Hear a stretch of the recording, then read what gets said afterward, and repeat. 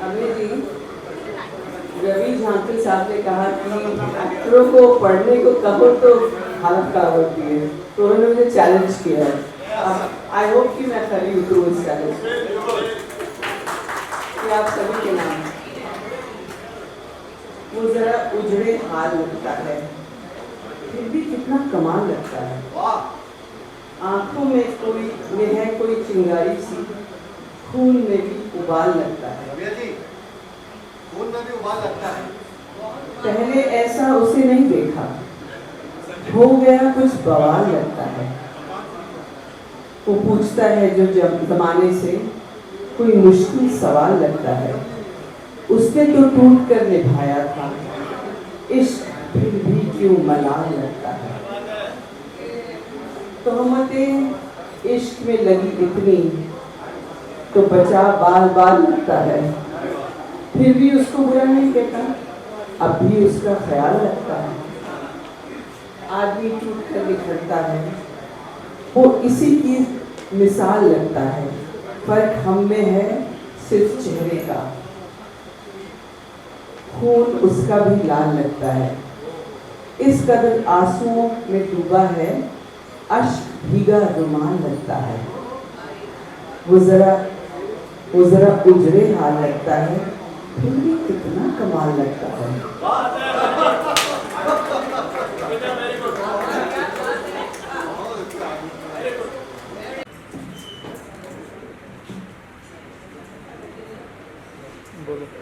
अब नज़्मों की महफिल शुरू हो गई है, तो थोड़ा सा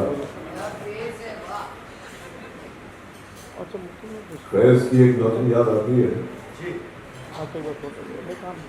कि चंद रोज और मेरी जान फकत चंद ही रोज,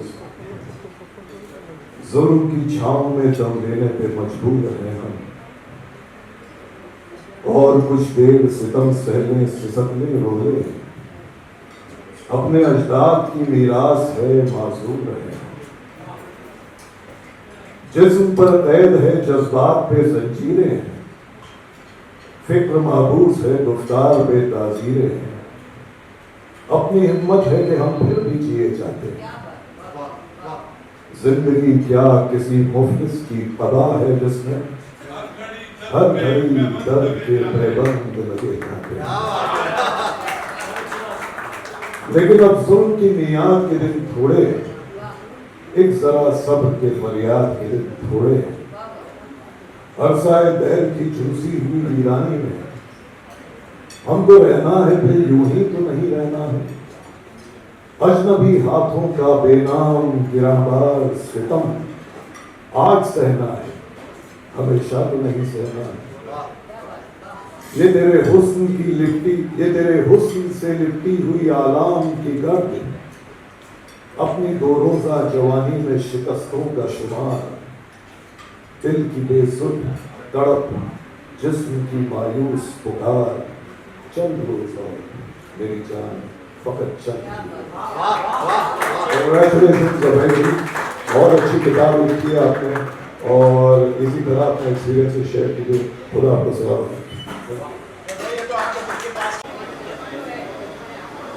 अमिता ने बड़े प्यार से बोला, जरा तवज्जो चाहूंगा।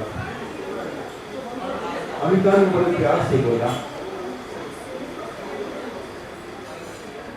अचानक उसने देखा कि उसके चेहरे के जो भाव है बदल रहे। तो उन्होंने कहा कि कुछ कहो, प्यार से कहो। तो अमिता ने बोला ठीक है। अचानक उसने कहना शुरू किया, मुझसे पहली सी मोहब्बत मेरे महबूब न मान, मुझसे पहली सी मोहब्बत मेरे महबूब न मान। मैंने समझा था कि तू है तो दरख्शां हयात, तेरा गम है तो तुम्हें दहर का झगड़ा क्या है। तेरी सूरत है आलम में बहारों को सवार, तेरी आंखों के विवाह दुनिया में रखा क्या है। तू जो मिल जाए तो तकदीर निगू हो जाए, यूं न था मैंने फकत चाहा था यूं हो जाए। और भी दुख है जमाने में मोहब्बत के सिवा, राहतें और भी है वस्ल की राहत के सिवा। मुझसे पहली सी मोहब्बत मेरे महबूब न मान। अचानक आनंद ने कहा, जो 5,000 रुपये लिए थे कब वापस करोगे? उसने सिर्फ कहा और चुप कर दिया। Thank you.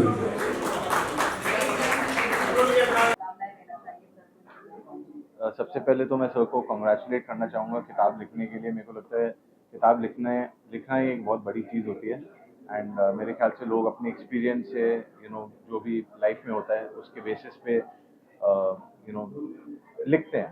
एंड जो मैंने 3 पन्ने पढ़े हैं, मेरे को काफ़ी इंट्रीग किया है कि अच्छा आगे और पीछे क्या है। तो आई एम वेरी एक्साइटेड कि जैसे अभी लॉन्च खत्म होगा, किताब हाथ में आएगी तो आई एम श्योर मैं पढ़ना शुरू करूँगा। तीन पन्ने में आपका अनुभव कैसा रहा और आपने क्या समझा या क्या चीजें जानी? मेरा उन 3 पन्नों में तो मेरे को ऐसे लगा कि जैसे जो अभय का कैरेक्टर है और ये जो लड़की है, पता नहीं शायद इनके बीच में हो सकता है कुछ आगे जाके कुछ होगा या नहीं होगा, बट मेरे को लग रहा है कुछ होगा। हाँ, थोड़ा इंटरेस्टिंग लग रहा था कि why Abhay is taking lot of interest in her. अब वो इंटरेस्ट कहाँ तक जाता है वो तो मेरे को लगता है किताब पढ़ के ही पता लगेगा। Thank 20 and 21, I'll be Abhay and she'll be Amita.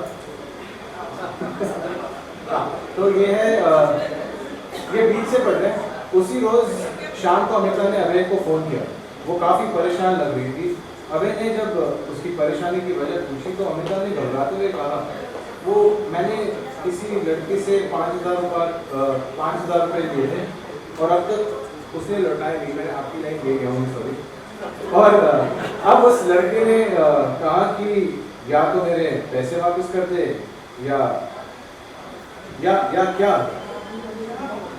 तो मेरे साथ एक रात बिताकर कितनी घटिया लोग हैं इस दुनिया में। कोई ऐसे कैसे बात कर सकता है? एक लड़की से बात करने तक की तमीज नहीं है लोगों में। तुम घबराओ मत, मुझे कई बार मिलो, मैं तुम्हें 5,000 दूँ, तुम उसे पैसे लौटा। लेकिन ऐसे कैसे मैं तुमसे ले सकती हूँ? अच्छा ठीक है, थैंक यू, बहुत बहुत शुक्रिया। मैं जल्दी ही आपके पैसे लौटा दूँगा। तुम मुझे ये पैसे लौटाने की फिक्र मत करो, जब हो तब दे देना। पहले उस घटिया इंसान को उसके पैसे लौटा दो ताकि दोबारा उसकी इस तरह बात करने की हिम्मत ना हो। अगले दिन अमिता को कानपुर निकलना था, इसलिए अभय ने उसे फ़ोन किया। अभय बोलेगा, हेलो अमिता, निकलने की सब तैयारी हो गई? जी हाँ, सब तैयार है। और खाना कहाँ खाओगी? उसकी आप चिंता मत करो, कहीं भी रास्ते में जहाँ भी बस रुकेगी मैं खा लूँगी। देख पर तुम्हें तो बिना प्याज लहसुन का खाना खाते हो ना, रास्ते में कहाँ मिलेगा ऐसा? जी मैं देख लूँगी, आप चिंता मत कीजिए, कुछ न कुछ मिल ही जाएगा।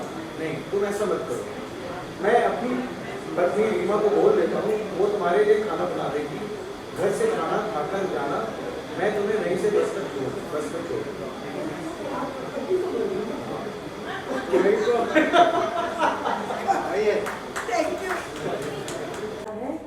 और सबसे पहले अभय जी बहुत बहुत शुभकामनाएं। और पढ़ने से पहले मैं ही सबसे माफ़ी मांग लेती हूँ क्योंकि आजकल हिंदी पढ़ने और बोलने की बहुत ज़्यादा प्रैक्टिस नहीं रह गई है। तो अगर कुछ मिस्टेक्स करूँ तो माफ़, एडवांस में माफ़। और जो मैं पढ़ना, हाँ जी, जब पढ़ के आएंगे तो हम आप ठीक कर देंगे। हाँ सर बिल्कुल, ऐसे नहीं मैं बंगाली हूँ, स्त्रीलिंग पुलिंग का तो ऐसे ही मेरा पंगा है। जो मैं पन्ना पढ़ने वाली हूँ उसमें रीमा और अभय के बीच में जो डायलॉग्स है वो है, क्योंकि एक्टिंग किसी एक्टर जो है किसी चीज से भी जाए पर डायलॉग बाजी से ना जाए, तो मैं डायलॉग वाला सेक्शन पढ़ने वाली हूँ। रीमा, आपको तो हमेशा ही सबसे दिक्कत रहती है अभय। आखिर लड़कों से दोस्ती या देर रात तक पार्टी से बुरा क्या है? बच्चों को आजकल के माहौल से दूर रखना क्या है या कहाँ तक सही है? दुनिया कहाँ से कहाँ जा रही है, बच्चों को दुनिया के साथ चलना होगा। इस तरह रोकते रहे तो हमारे ही बच्चे पिछड़ कर रह जाएंगे।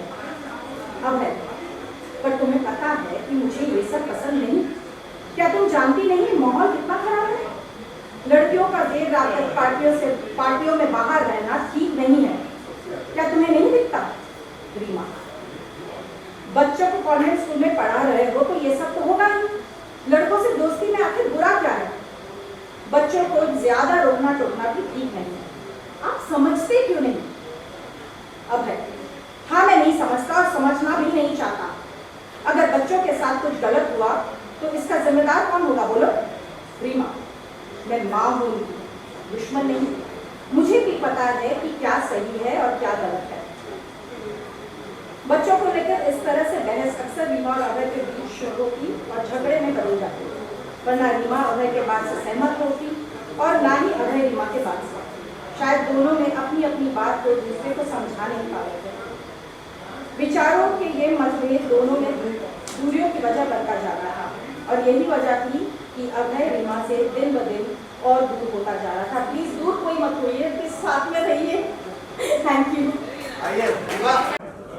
तुझ पे मेरा, मुझ पे तेरा अब कोई अधिकार नहीं। तोड़ के बंधन अलग हुए, अब तू मेरा परिवार नहीं। तुम अगर जीवन साथी होते, सुख दुख साथ निभाते हम। तेरी खुशियां का कोई दिन अब मेरा त्योहार नहीं। प्यार मोहब्बत या नजदीकी अपनेपन की बातें हैं। कम ज्यादा या लेन देन हो ये कोई व्यापार नहीं। ठेस लगे तो टूट के बिखरे। प्रेम का ऐसा बंधन है, तोड़ सके जो इसको, वरना है कोई औजार नहीं। प्यार अगर हो रूठा सा बेशक मान भी जाता है, लेकिन सच तो ये भी है कि होता ये हर बार है। लेकिन सच तो ये भी है कि होता ये हर बार। तो एक पत्नी का मुस्कुराता हुआ चेहरा उसमें एक जोश भर देता है। सुबह पत्नी अगर उसे मुस्कुराहट के साथ घर से विदा करे तो ऊर्जा कई गुना बढ़ जाती है। पर अभय घर वाला वो सुकून, वो शांति बाहर पहुंचने लगा था। उसने हार मान ली थी। उसे लगने लगा कि जैसे वो दोनों एक दूसरे के लिए बने ही नहीं थे। शायद उन दोनों के तार गलत जुड़ गए थे। अब हर दिन उसे तनातनी बढ़ती जा रही थी। विवाह की गांठ इतनी उलझ गई थी कि अब उसे सुलझाना नामुमकिन था। पर यह भले उलझ जाए, इसे तोड़ने के बारे में सोचना भी आसान नहीं होता। इंसान उलझे हुए रिश्तों के साथ जीने को मजबूर हो जाता है। अभय किसी भी कीमत पर उस माहौल से दूरी और एक शांत माहौल की तलाश में था और तब शांति की खोज में उसे ब्रह्म कुमारी आश्रम का उसने रुख किया। तब अभय को पता नहीं था कि उसकी ये खोज उसे कहाँ ले जाएगी। अभय अक्सर आश्रम जाया करता था, वहाँ की दीदियों को अपनी कार से आने जाने में मदद कर देता था। अभय के लिए यहाँ सब एक परिवार जैसा हो गया था। जब भी कोई दीदी अभय से कोई काम कहती, अभय अपनी ओर से उसको पूरा करने में सहयोग करता। अब आश्रम आना अभय के लिए आम बात हो गई थी। सभी लोग वहाँ अभय के साथ काफी अच्छे से जुड़ रहे थे और अभय भी यहाँ एक अलग आनंद महसूस करने लगा था। ये 25 सितंबर की सर्द भरी सुबह थी। सुबह के 5 बजे थे। उस रोज अभय आश्रम के अकेले कमरे में बैठा किसी सोच विचार में खोया था। तभी अचानक हवा के झोंके की तरह एक लड़की हाथ में चाय लिए वहां आई। धीरे से उसने दरवाजा खोला तो अभय की नजर उस पर पड़ी। अभय ने उसके हाथ से चाय का कप पकड़ लिया और वो चाय देकर हवा किसी सरसराहट की तरह बिना कुछ बोले वहां से चली गई। अब मैं इसके आगे नहीं बताऊंगा क्या हुआ, अब आप लोगों को पढ़ना पड़ेगा। आइए मीनाक्षी जी, प्लीज आइए। लेकिन ऐसे उलटते पलटते मतलब कुछ 4 लाइनें मुझे बड़ी अच्छी लगी थी। मैंने कहा तो कहते कि भले सदा तुम चाहत की इल्जाम नहीं मंजूर तुझे। वो धूप भले तपती लेकिन वो शाम नहीं मंजूर तुझे। तुम जिसमें मेरे साथ नहीं, मैं जिससे तुम्हें भुलाता हूँ, वो जाम नहीं मंजूर मुझे। दो भले सजा तुम चाहत की इल्जाम नहीं मंजूर मुझे। ले लो मेरी सारी दौलत, ले लो मेरी सारी शोहरत, जो तुमको करे जुदा मुझसे वो नाम मुझे मंजूर नहीं। हर नाम मुझे दे दो लेकिन ये नाम मुझे मंजूर नहीं। दो भले सजा तुम चाहत की इल्जाम नहीं मंजूर मुझे। धन्यवाद सर, थैंक यू। बहुत अच्छे दोस्त हैं, पूरे एनएसडी वाले भी बहुत सारे सर के ग्रुप में हैं। तो एंड मुझे बड़ी खुशी है कि सर आप यहाँ पे आए और मैं आपकी राइटिंग का वैसे भी कायल हूँ। तो प्लीज़ कुछ जो भी आपको अच्छा लगे, 2 शब्द। बहुत बहुत शुक्रिया संजय जी। बड़े बड़े कलाकार यहाँ पर मौजूद हैं, उनके सामने बोलना थोड़ा मुश्किल है। मैं कोशिश करूँगा कि आज के इस मौजू पे एक कविता में मुझे मेरी याद आ रही है, मैं वो सुना दूँ। उसका उन्वान है शून्य।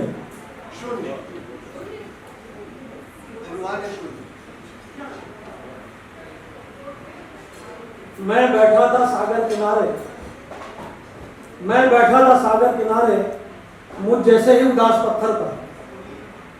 मैं बैठा था सागर किनारे, मुझ जैसे ही उदास पत्थर पर, शून्य में डूबकर सोच रहा था, शून्य में डूबकर सोच रहा था, अपने मन पटल पर बार बार लिख लिख कर कुछ सोच रहा था। दूर आकाश की नीलिमा पिघल पिघल के सागर में विलीन हो रही थी, दूर आकाश की नीलिमा पिघल पिघल के सागर में विलीन हो रही थी, और थके थके क्षणों की पालकी अपने अखंडित सफर में जा रही थी। एक हल्की सी आहट पर मैंने पलट कर देखा, शाम सर्द आंचल ओढ़े मेरे पास बैठी थी, शाम सर्द आंचल ओढ़े मेरे पास बैठी थी, गुमसुम सी उदास बैठी थी, चुन चुन के कंकड़ पानी में फेंक रही थी, और प्रश्नात्मक दृष्टि से मेरी ओर देख रही थी। शायद पूछ रही थी मैं क्या सोच रहा हूँ, शायद पूछ रही थी मैं क्या सोच रहा हूँ, क्यों अपने दिमाग को वैश्यों की तरह नोच रहा हूँ। मैं जवाबहीन सा उसको देखता रहा, देखते देखते कुछ हो गया, मैं फिर शून्य, देखते देखते कुछ हो गया, मैं फिर शून्य में खो गया। ये शून्य जो सिर्फ शून्य है, कहीं भी मेरे सामने उभर आता है, ये शून्य जो सिर्फ शून्य है, कहीं भी मेरे सामने उभर आता है, और मुझे सोचने पर विवश कर देता है। खैर, मैं सोचने लगा, मेरा जीवन इन लहरों की भांति है, मेरा जीवन इन लहरों की भांति है, ये खुद नहीं जानती है कहाँ से उठती है, ये खुद नहीं जानती है कहाँ से उठती है। और दूर किनारे को देख इठलाती बलखाती हिरनी सी चौंकड़ियां भरती, किनारे पे आकर टूटती है। और दूर किनारे को देख इठलाती बलखाती हिरनी सी चौंकड़ियां भरती, किनारे पे आकर टूटती है। फिर भी न जाने क्यों हर बार एक नई लहर नई उमंग के साथ टूट के बिखर जाने को न जाने कहाँ से उठती है, टूट के बिखर जाने को न जाने कहाँ से उठती है। बच जाते हैं तो चंद बुलबुले, देखिए वो आखिरी मंजर समंदर के किनारे का, कि बच जाते हैं तो चंद बुलबुले जो थोड़ी ही देर में स्वयं दम तोड़ देते हैं, बच जाते हैं तो चंद बुलबुले जो थोड़ी ही देर में स्वयं दम तोड़ देते हैं। देर तक बचा रहता है बड़ा सा बुलबुला, देर तक बचा रहता है एक बड़ा सा बुलबुला, जो मुझे फिर शून्य सा दिखाई देता है, मुझे अपनी लपेट में लेता है, मुझे सोचने पर फिर विवश कर देता है। मैं देर तक बचा रहता है एक बड़ा सा बुलबुला, जो मुझे फिर शून्य सा दिखाई देता है, मुझे अपनी लपेट में लेता है। मैं सोचने पर फिर विवश हो जाता हूँ, और हर रोज एक नए शून्य को करता हूँ।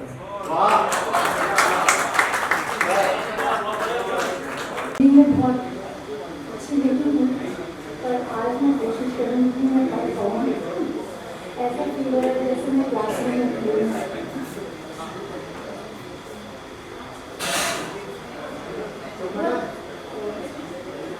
जिंदगी में कई दिन कई लम्हे हम जीते हैं, कुछ आंखों से ओझल हो जाते हैं तो कुछ यादों में फंस जाते हैं। और कभी कभी तो हमें भी नहीं पता होता कि किस्मत हमें बार बार क्या इशारा दे रही है। हम भले ही ये सब समझ न पाए, पर किसी से भी किस्मत बेवजह नहीं मिलती है।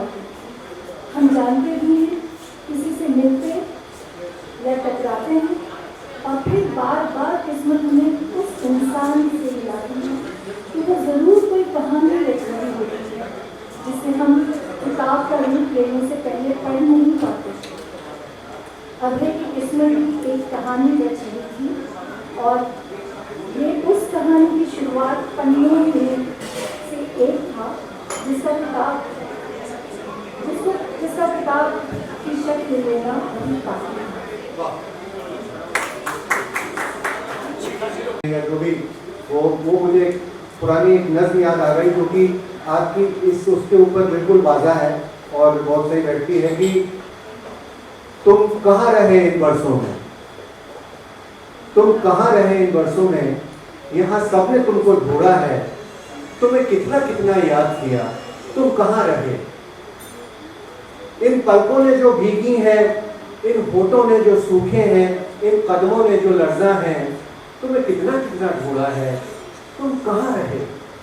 सब आस गई, आजार गए, सब अश्क तमन्ना जार गए, गम खार गए, तुम कहाँ रहे। क्यों चेहरा गर्द में गर्द किया, क्यों चेहरा गर्द में गर्द किया, क्यों रंग बदन का जर्द किया, क्या तुमने अपना हाल किया।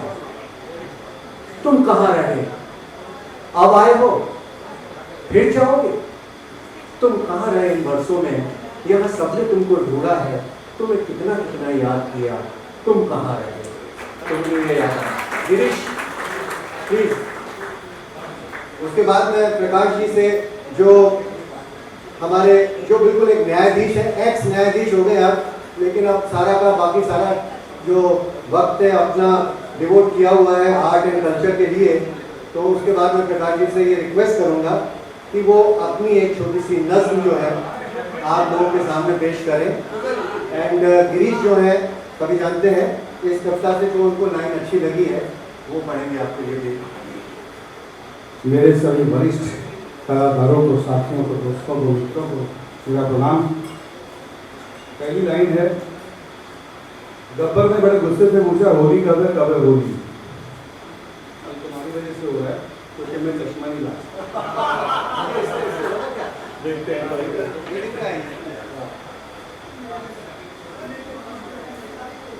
कुछ तो सवाल होगा। हाँ,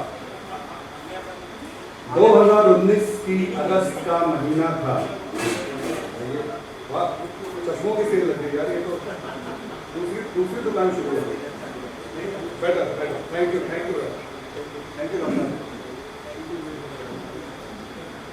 2019 की अगस्त का महीना था। अभय और अमिता शिमला से 2-3 दिन के टूर के बाद दिल्ली लौट रहे थे। शाम काफ़ी हो चुकी थी, मौसम में ठंड भी काफ़ी बढ़ चुकी थी। अमिता का बिल्कुल मन नहीं था दिल्ली वापस आने का। अमिता को लगता था कि दिल्ली जाकर अभय अपने परिवार के साथ उसे उतना वक्त नहीं दे पाएगा जितना वो दोनों जब अकेले होते हैं तब एक दूसरे को देते हैं। अभय अमिता की कोई बात नहीं टालता था, तो आज कैसे इनकार करता। कार से अभी दोनों शिमला के नजदीक बरोक हाइट तक पहुंचे ही थे कि अभय ने अमिता के कहने पर वहीं रुकने का मन बना लिया। रास्ते में खूबसूरत नज़ारे, रात में चमकता हुआ पूर्णिमा की रात का सबसे खूबसूरत चांद देखकर अभय के मन में कुछ ऐसे ही ख्याल आया। उसने अमिता से कहा, अमिता, आज तक तुम्हारे साथ कभी चांद की चांदनी में आराम नहीं किया। आज बड़ा मन है कि चांद की रोशनी में तुम्हारे साथ वक्त बिताने का ये मौका मिला है। मन करता है कि इस चांदनी रात में तुम और मैं एक साथ देखकर रात भर चांद को देखते रहें, ढेर सारी बातें करते रहें। धन्यवाद।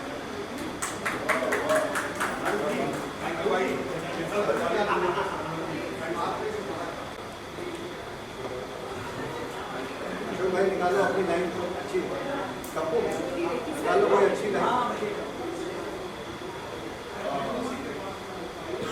अभय और अमिता के बीच प्रेम इतना गहरा हो गया था कि वो एक दूसरे की भावनाओं को बहुत अच्छे से समझते। अक्सर शाम को दोनों कहीं से बिना कुछ पहले से प्लान किए घूमते टहलते निकल जाया करते थे। जैसे आकाश में आजाद उड़ते पंछी नक्शा लेकर महल, ठीक वैसे ही अभय और अमिता भी अभी कुछ सोचकर बस कहीं भी एक दूसरे के साथ वक्त निकल पड़े। एक रोज अमिता ने अभय से कहा, चलो कहीं चलते हैं।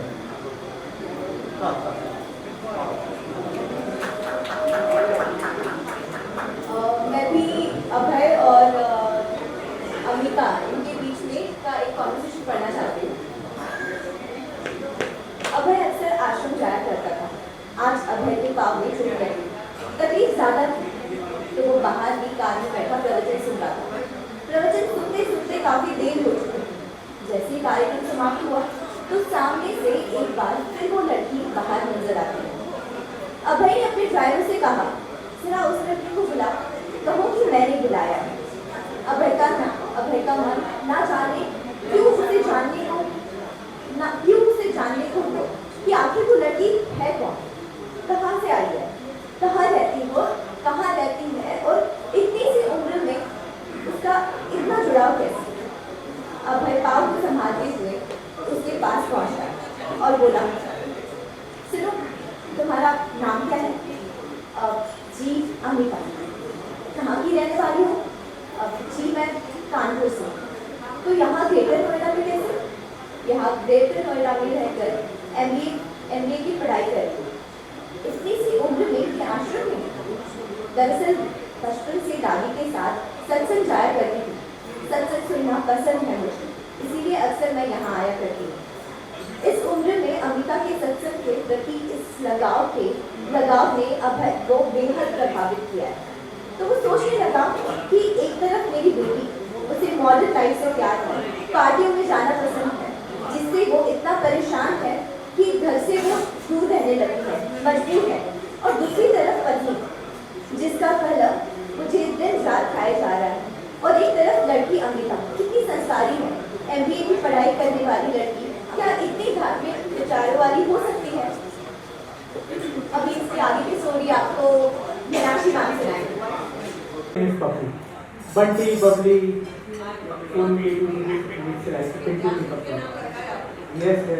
आपको जो पसंद आया आप प्लीज कर दीजिएगा। Thank you very much. And यहाँ पर बैठे हुए सभी लोगों को मेरा तहे दिल से प्रणाम।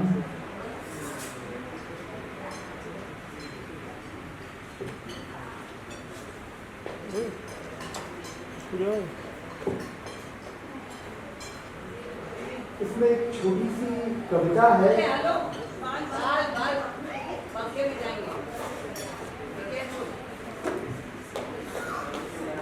कई किस्से कई कहानियां, कई वादे, कई इरादे, कई नादानियां, प्यार, मोहब्बत, परेशानियां। न जाने क्या क्या हुआ, न जाने क्या क्या सहा, उसने एक रोज फिर अलविदा कहा। रह गई कई बातें, कई शिकवे, कई बुरे, और फिर हम कभी ना मिले। अभय जी, आपको बहुत बहुत शुभकामनाएं। मेरी बहुत कि आपकी आने वाली किताब और ये किताब भी जहाँ चाहते हैं ऊंचाइयों तक पहुँचे। धन्यवाद। Thank you.